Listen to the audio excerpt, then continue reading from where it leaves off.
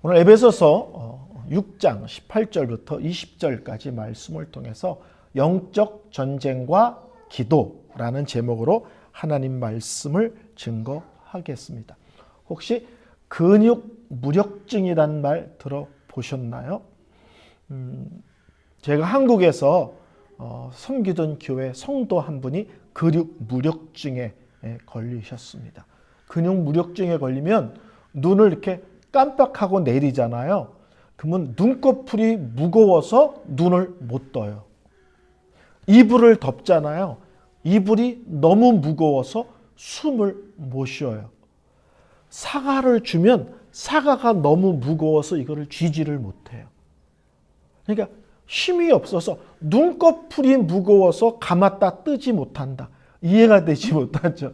사과를 주는데 손에 힘이 없어서 그걸 받고 손에 쥐지를 못합니다. 근육 무력증이라는 병입니다. 만약에 군인이 근육 무력증에 걸렸다고 그러면 어떻게 될까요? 철모를 썼는데 철모가 너무 무거워가지고 철모에 눌려서 일어나지를 못해. 총을 줬는데 총이 무거워서 총을 들지를 못해.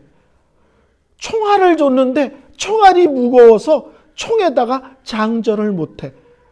근육 무력증에 걸렸다면 군인이 군인으로서의 역할을 하나도 할 수 없을 것입니다.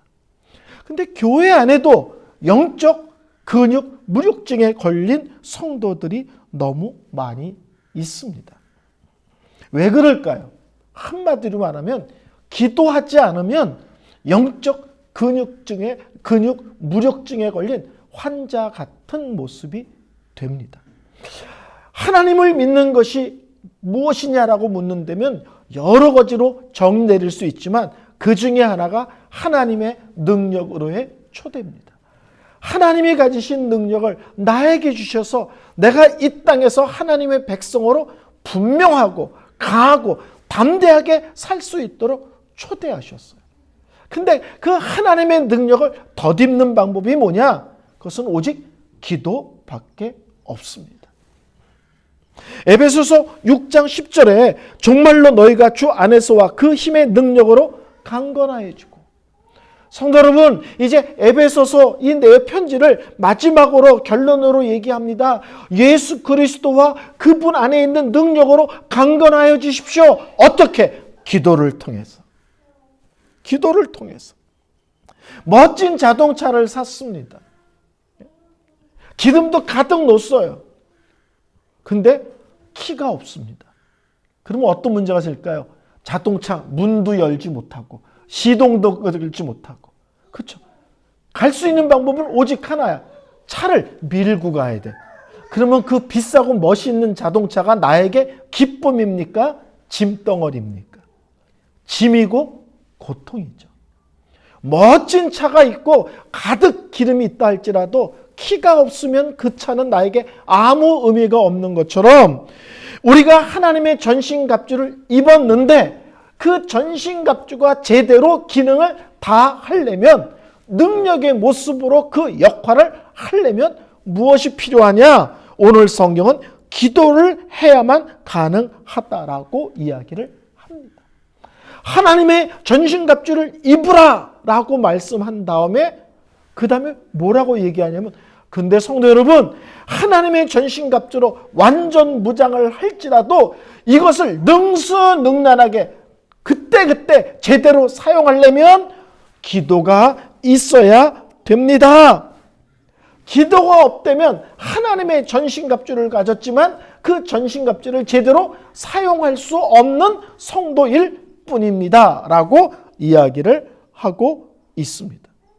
오늘 성경의 첫째 기도에 대해서 말하는데 뭐라고 얘기하냐면 항상 기도하라. 그래. 항상 기도하라는 것은 그냥 모든 문제를 갖고 기도하라. 모든 상황에서 기도하라.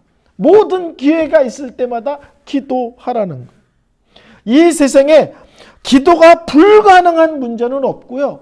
기도가 불가능한 상황도 없습니다. 너무 문제가 심각해서 기도할 수 없습니다. 아니요. 그러니까 기도하는 거예요. 나한텐 답이 없다. 나한텐 불가능하다. 그러니까 하나님께 나와 부르짖는 겁니다. 하나님, 제가 벼랑 끝에 선 것 같습니다. 하나님, 제가 막다른 골목에 몰린 것 같습니다. 하나님, 사방에 나를 공격하는 사람들로 내가 그냥 꽉 갇혀 있는 것 같습니다. 불가능한 상황. 그것이 내가 기도할 곳이고 기도해야 할 때입니다. 인생이 막힐 때 어떻게 하시겠습니까? 전 이렇게 표현합니다. 내가 요새 뭘 해도 안 돼요. 뭘 해도 막혀요. 어떻게 하면 좋죠? 간단합니다. 성경은 얘기합니다. 기도로 뚫어, 이렇게 얘기합니다. 옛날에 우리 어렸을 때 그런 것 들었어요. 굴뚝 뚫어, 이런 거 들어보셨어요? 어렸을 때 굴뚝 뚫어. 굴뚝이 막힐 때 굴뚝 뚫는 사람들이 돌아다니면서 자기 왔다고 알리잖아요. 지금 이래도 안 되고 저래도 안 되고 다 일이 꼬입니다. 막힙니다.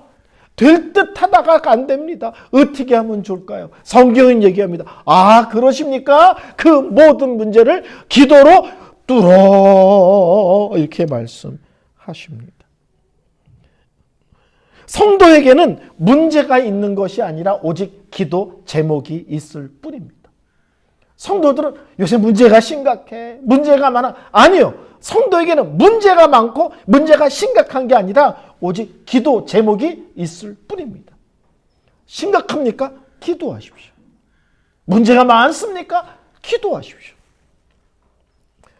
문제가 생겼다는 것은 걱정해라, 근심해라, 낙심해라, 좌절해라, 주저앉아라 라는 뜻이 아니라 기도하라, 기도의 자리로 나와라, 하나님께 매달려라 라는 의미입니다. 성도는 자기 삶의 모든 것이 기도 제목입니다. 아침에 눈 써서부터 우리의 하루의 모든 것들이 하나님께 아뢰고 인도함을 구하고 함께 하심을 구하고 지혜를 구하고 능력을 구하는 우리의 삶의 내용 전체가 실제로는 기도 제목입니다. 그래서 평소에 기도를 해야 돼요. 항상. 근데 평소에 기도를 안 하면 절박한 문제가 생겼을 때 어떻게 기도할지를 몰라요. 우리나라 말에 고기도 먹어본 사람이 먹는다, 그런 말이 있잖아요. 교회를 다니는데 기도를 도대체 안 해.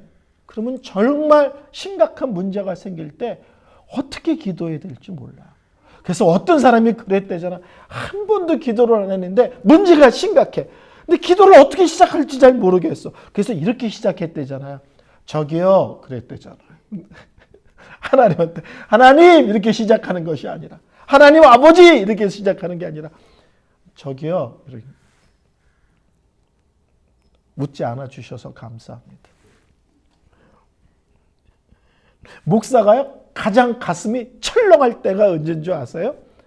평소에 새벽 기도 안 나오던 사람이 갑자기 새벽 기도 나오잖아요. 가슴이 철렁합니다. 어젯밤새 무슨 일이 생긴 거야. 제가 이스트베이에서 목회할 때 어떤 남자 집사님이 새벽 기도 절대로 안 나와요. 근데 갑자기 나온 거예요. 가슴이 철렁한 거예요. 설교가 안 되는 거예요. 기도가 안 되는 거예요. 무슨 일이 생겼길래 새벽에 기도하지 나로 안 나오는 사람이 나왔나. 그리고 기도가 끝나고 이제 성도들이 갈 때쯤 돼서 제가 후다닥 나가서 무슨 일이야?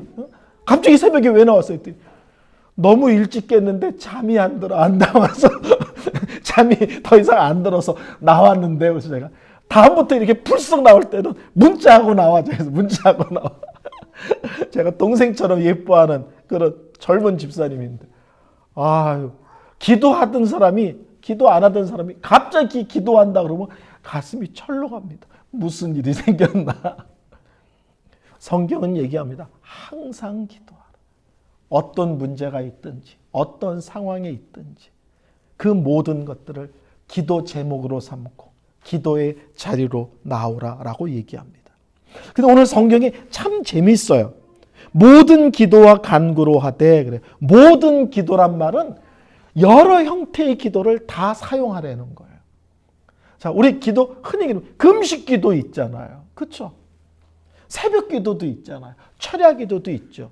또 기도원 가서도 할 때도 있죠. 어느 때는 짝기도가 있어요. 어떤 사람과 둘이 서로 기도 제목을 나누면서 하는 짝기도도 있고, 아니면 그냥 일반적인 다른 성도들을 위한 중보기도도 있고, 어느 때는 소리 지르며 부르짖는 통성기도도 있고, 어느 때는 입을 다물고 조용히 묵상하면서 하나님께 나아가는 침묵기도도 있고, 하나님의 백성들아 영적 전쟁에서 기도를 쓸 수 있는 기도를 다 사용하라. 난 통성기도만 할 거야. 그러지도 마시고, 난 새벽기도만 나올 거야. 그러지 마시고, 그때 형편과 처지에 따라 내가 할 수 있는 다양한 기도를 다 사용하여 기도하라. 이 간구란 말을 잘 아시죠? 간구는 특별한 제목을 갖고 구체적으로 기도하는 겁니다.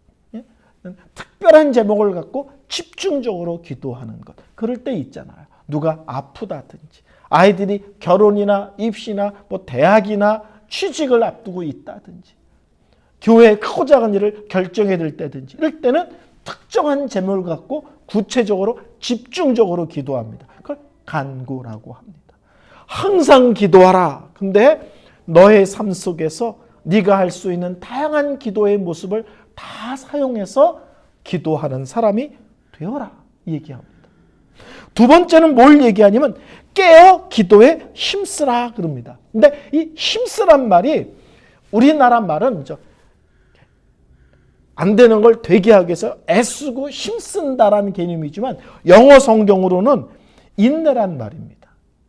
지금 미국 사람들이 너무 많아가지고 영어 하기가 너무 어려워요. 비저비어런스라는 뜻이에요. 힘쓰라는 말이. 인내란 말입니다. 인내. 쉽게 말하면 깨어 기도하는데 어떻게 하냐? 인내로 기도하라. 쉽게 말하면 응답하실 때까지 기도하라. 기도하는 그 내용이 명확해질 때까지 기도하라. 끝이 보일 때까지 기도하라. 우리나라 말에 끝장을 보는 기도, 이런 말이 있잖아요. 제가 만든 말인데 제가 아주 좋아하는 말이 있습니다. 나는 말씀의 끝을 믿습니다. 나는 헌신과 충성의 끝을 믿습니다. 나는 기도의 끝을 믿습니다. 말씀에 따라 살면 그 끝이 아름답고 복될 줄을 믿습니다. 하나님께 헌신하며 충성하는 사람의 인생의 끝이 아름답고 복될 것을 믿습니다. 크고 작은 많은 사건과 일들이 있지만 기도를 포기하지 않고 끝까지 기도의 줄을 놓지 않는 사람에게는 그 기도의 끝이 아름답고 복될 줄로 믿습니다. 오늘 성경은 기도를 시작했느냐? 끝을 봐라 이거예요.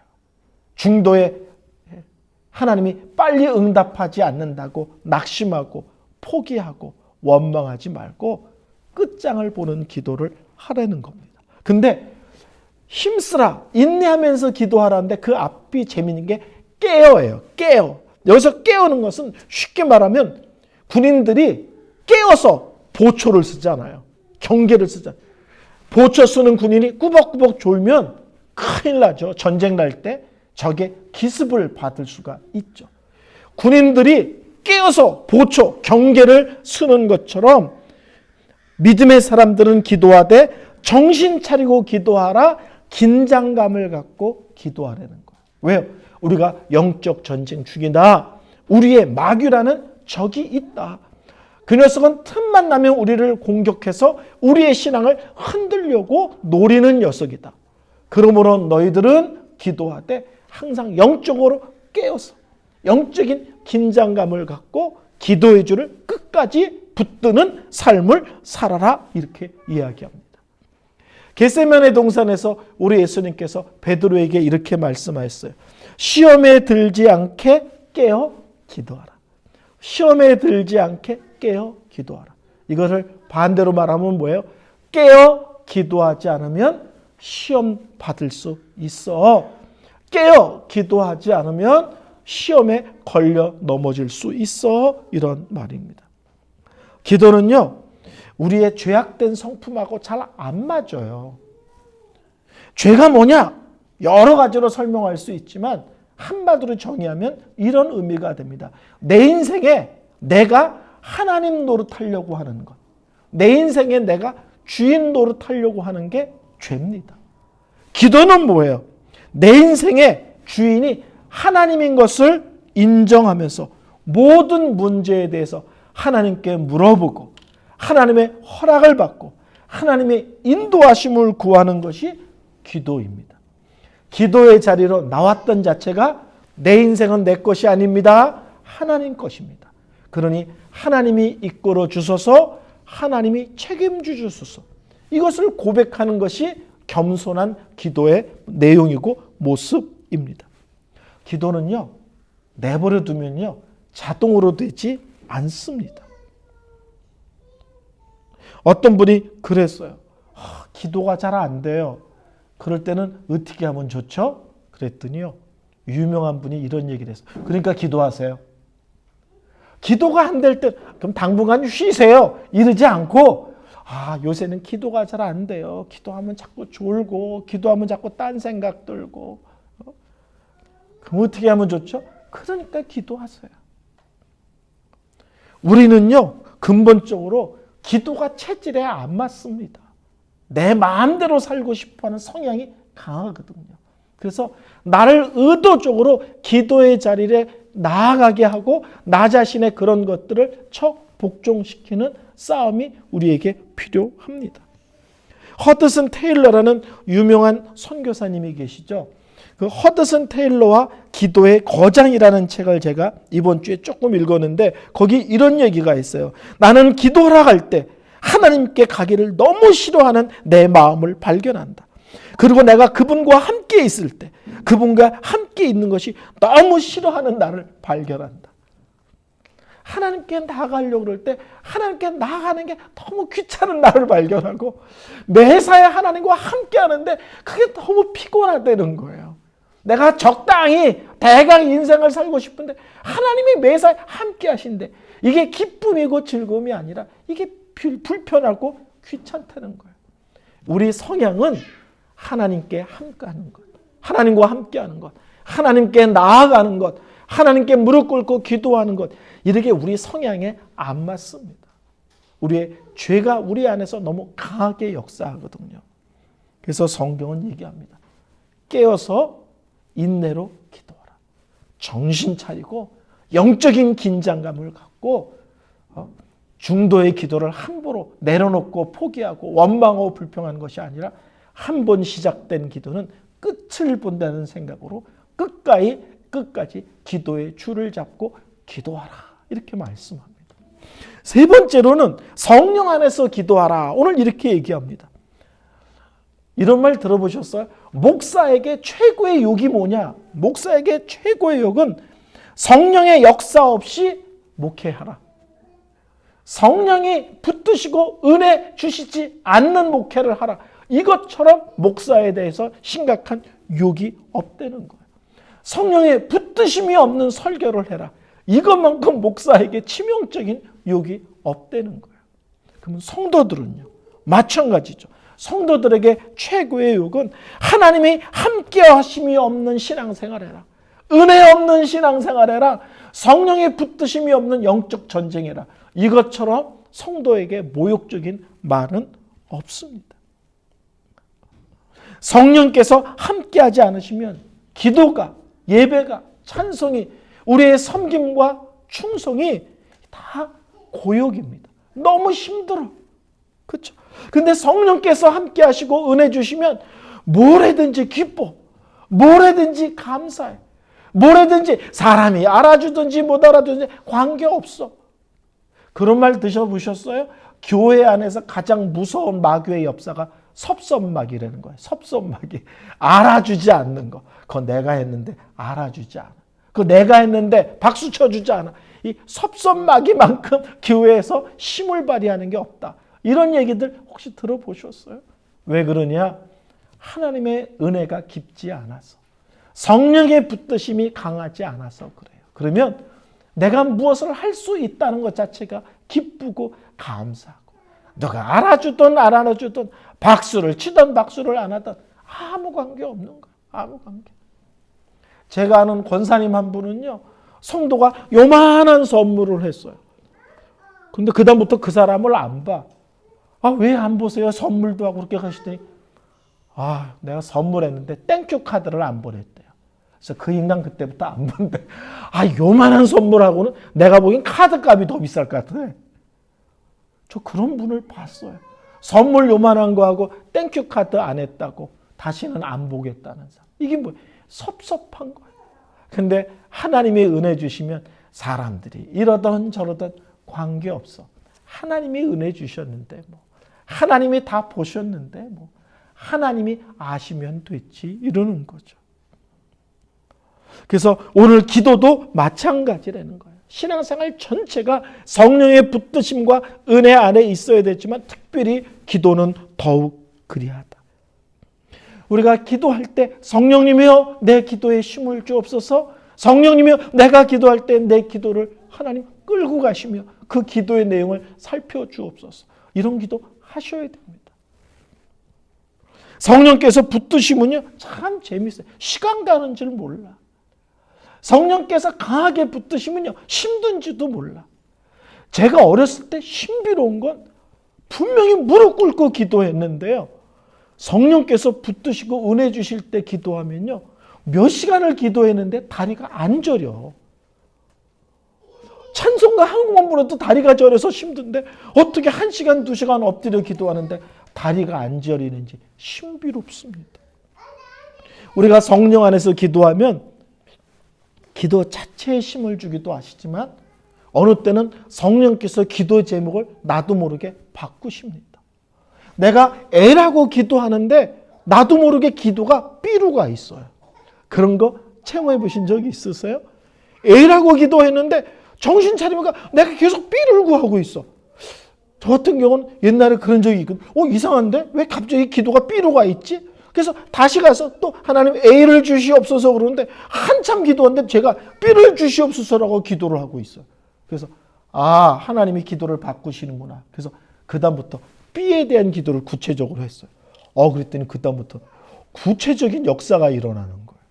그래서 제가 그때 성령께서는 기도할 때 힘을 주시기도 하지만 어느 때는 내가 구하는 것보다 하나님 보시기에 더 아름답고 복되고 귀한 것이 있을 때는 기도를 옮겨주시기도 하시는구나. 내 기도를 인도하기도 하시는구나. 이런 것을 알 수가 있습니다. 그래서 오늘 기도에 대해서 3가지를 얘기합니다. 기도하십시오. 근데 모든 기도와 간구로 항상 기도하십시오. 깨어서 인내하면서 기도의 끝을 보는 기도를 하십시오. 3번째, 인간적인 힘을 갖고 애쓰지 말고 성령 안에서 기도를 사모하며 그런 기도를 하십시오. 이렇게 말씀합니다. 근데 참 재미있죠. 또 재미있어요. 자, 성령의 검, 곧 말씀을 가지라 그러면서 말씀과 성령을 연결해요. 그렇죠? 근데 오늘은 뭐예요? 성령 안에서 기도하라 그러면서 성령과 기도를 연결합니다. 결국 건강한 믿은 사람, 능력의 믿음 생활은 성령 안에서 말씀과 기도가 함께 가는 거예요. 제가 전에도 한번 그런 말씀 드린 적이 있지만 기도하는 사람은 성경 안 읽고 성경 읽고 공부만 하는 사람은 또 기도 안 하고 이게 잘못된 거예요. 참 믿음의 사람은 성령 안에서 말씀을 사모하고 성령 안에서 기도하기를 힘쓰는 겁니다. 설교를 결론 내리겠습니다. 영적 전쟁의 핵심을 오늘 성경은 기도다 이렇게 말씀합니다. 영적 전쟁을 잘하려면 하나님의 전신갑주를 입어야 된다. 하나님 주신 무기로 완전 무장을 해야 된다. 근데 그것을 갖고 달려들어서 적군을 향해 달려들며 공격하기도 하고 수비도 하려면 그런 능력이 있는 삶은 오직 기도를 통해서만 가능하다라고 말씀합니다. 기도 없는 신앙생활은 영적인 식물인간입니다. 기도 없는 신앙생활은 마귀가 우리를 우습게 하고 함부로 휘저으려고 달려듭니다. 기도는 짐이 아니고요. 기도는 부담이 아니고요. 하나님께서 기도가 우리의 기쁨이 되고 영광이 되고 복이 되게 하기 위해서 허락하신 것입니다. 그래서 하나님께서 강하게 말씀하시는 거예요. 기도하라. 왜? 복이니까. 기도하라. 영광이니까. 기도하라. 그게 기쁨이며 행복이니까 기도하라고 말씀하시는 거예요. 그리고 기도하는 사람들에게 그 믿음의 복됨과 아름다움을 맛보라, 누려라, 즐겨라 이렇게 말씀하시는 겁니다. 찬송가 중에 내 기도하는 그 시간, 그때가 가장 즐겁네. 이런 복과 기쁨을 누리며 살아라. 그래야 영적 전쟁에서 능수능란한 능력의 싸움, 능력의 신앙생활을 할 수 있다라고 말씀하십니다. 이번 한 주도 우리가 기도 가운데, 말씀과 기도 가운데 성령과 동행하는 복된 한 주가 되시기를 바랍니다.